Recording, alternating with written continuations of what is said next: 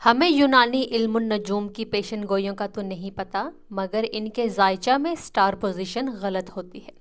ہزاروں سال پہلے جب انسان کی مصروفیات محدود اور فضا آلودہ نہیں تھی تو اس دور کے یونانی حکماء نے آسمان کی ظاہری حرکت سمجھنے کے لیے آسمان پر ستاروں کو ملا کر شکلیں بنائیں، جنہیں آج ہم ہوروسکوپس یا بروج کہتے ہیں۔ یونانیوں نے دیکھا کہ تمام آسمانی مناظر ایک گروپ کی صورت میں چلتے ہیں اور سورج، چاند، عطارد، زہرہ، مریخ، مشتری، زحل اس کے ایک ساتھ چلتے منظر میں الگ سے حرکت کرتے ہیں۔ انہیں سورج کی ظاہری حرکت سے نظر آیا کہ سورج روزانہ آسمان پر تقریباً 1 ڈگری حرکت کرتا ہے اور تقریباً موجودہ 1 سال بعد بروج کے اندر اسی مقام پر واپس آ جاتا ہے۔ ستاروں سے بنائی شکلوں کے جس حصہ میں سورج، چاند اور 5 ستارے حرکت کرتے تھے، یونانیوں نے ان کو 12 شکلوں میں تقسیم کیا اور ان کے نام حمل، ثور، جوزہ، سرطان، اسد، سنبلہ، میزان، عقرب، قوس، جدی، دلو اور حوت رکھے۔ اس دریافت کو انسانی قسمت سے وابستہ سمجھ لیا اور جب کوئی انسان پیدا ہوتا تو دیکھا جاتا کہ ان دنوں سورج کس برج میں نظر آ رہا ہے۔ اس انسان کو اس برج سے منسوب کر دیا جاتا۔ اسے یونانی علم النجوم یا ویسٹرن آسٹرولوجی کہتے ہیں۔ اس حساب میں سورج کو ایک برج میں 1 ماہ کے لیے تصور کیا تھا۔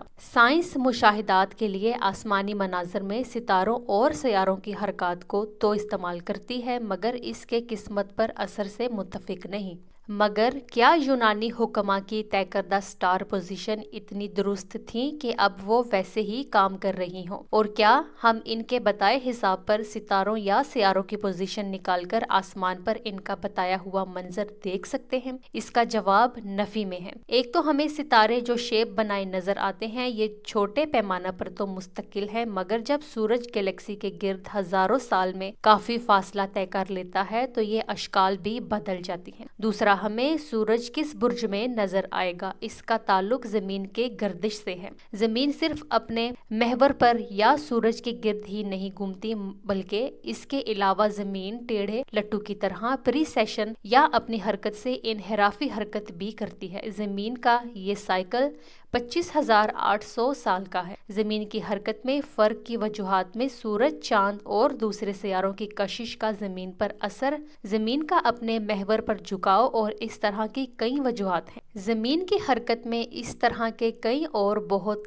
لمبے عرصہ میں ہونے والے فرق بھی آتے ہیں۔ یہ فرق زمین کے لحاظ سے ستاروں اور سیاروں کی لوکیشن میں فرق ڈالتے ہیں۔ محدود مشاہدہ اور دقیق آلات نہ ہونے کی وجہ سے یونانی حکماء کو یہ فرق پتہ ہی نہیں تھے۔ آج تک یونانی حضرات کے طے کردہ بروج سے سورج کی حرکت کا 1 ماہ تک کا فرق آ چکا ہے اور ان میں سورج کے قیام کا وقفہ بھی بہت فرق ہو چکا ہے۔ اسکرین پر آپ کو حقیقی اور یونانی حساب سے سورج کی ظاہری آسمانی پوزیشن کا جدول نظر آ رہا ہے۔ 1930 میں جب آسٹرونومی کے لحاظ سے دیکھا گیا تو سورج جیمینائی یا برج جوزہ میں یونانی نجوم کے حساب میں 22 مئی سے 21 جون تک ہونا تھا۔